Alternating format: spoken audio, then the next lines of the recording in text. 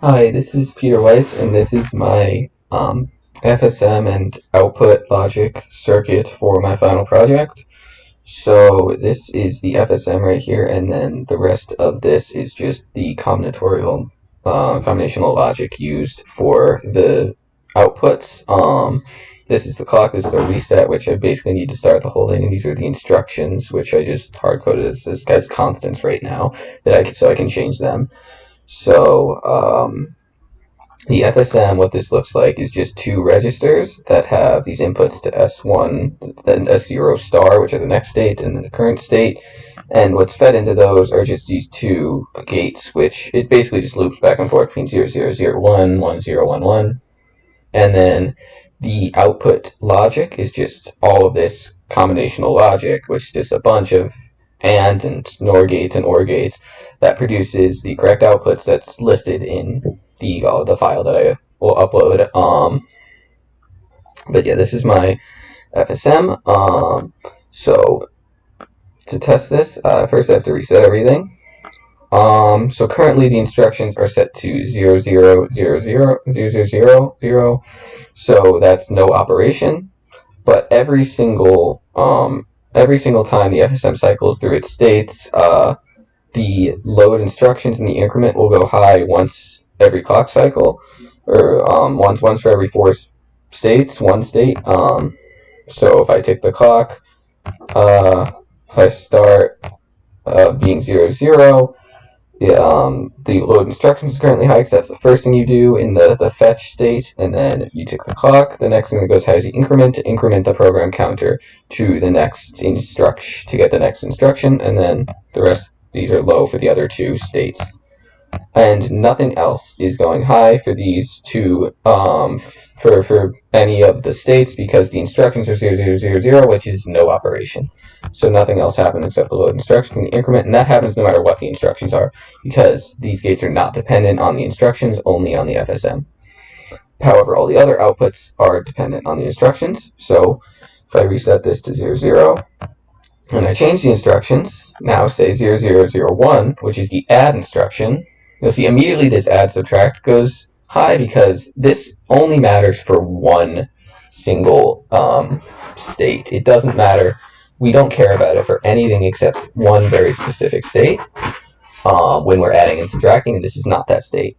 So first we do the fetch, which loads instructions and increments, and now we're in the execute stage. So the first step of the execute stage, enable IR, and this enables the data from the instruction register from the memory to go onto the bus, and enabling the B register, it basically puts the data from memory into the B register, and then nothing else happens. But then the next stage, it enables the ALU to output the sum of A and B onto the bus, and to do that, and then it puts it onto A by enabling A. And this is really the only state that, at least for this instruction, that the add and subtract really matters. So the ALU is currently adding the data that was just put in B from the memory, and the data that's whatever is currently in A is adding that and putting it into the A register. Now if we change instructions, we go to this 0, 0, 1, 0, which is subtracting. Now we'll see the exact same thing will happen, except the add and subtract will be low. So first we load instructions and increment, then we put the data from memory into register B, and put the data from the ALU, which is adding B and A, into register A. So the exact same thing, except this time the add subtract is low, meaning we're subtracting, not adding. Now if we go to the next instruction, 0, 0, 1, 1, which is getting data from input and loading it into register A.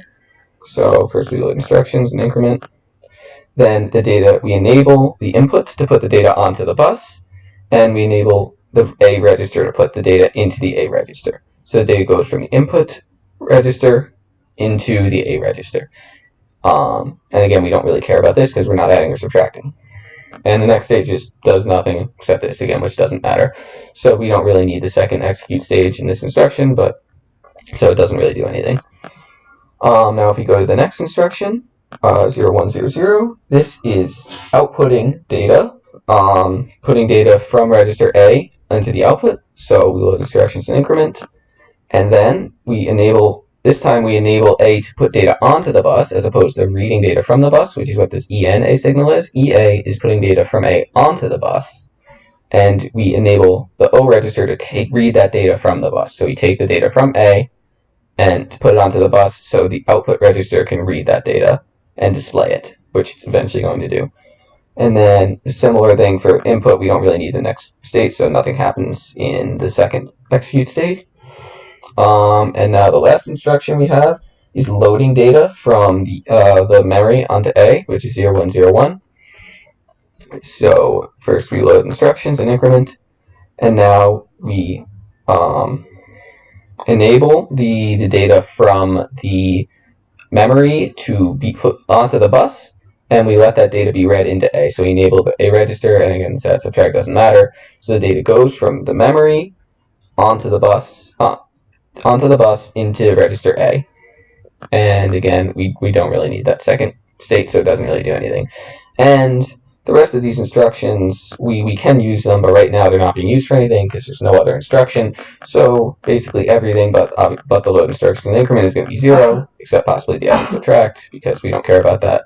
So for the rest of these instructions, every output's just 0 because we don't care what we do. Yeah, so this is my FSM with the output logic that does what it needs to when it needs to. For the microprocessor, it outputs the right enable signals to control basically the whole operation of the microprocessor using this 4-state FSM and this FSM here and the output decoder. And the FSM just basically just uses registers, and the output decoder is just combinational logic. So this is the first stage in building my microprocessor.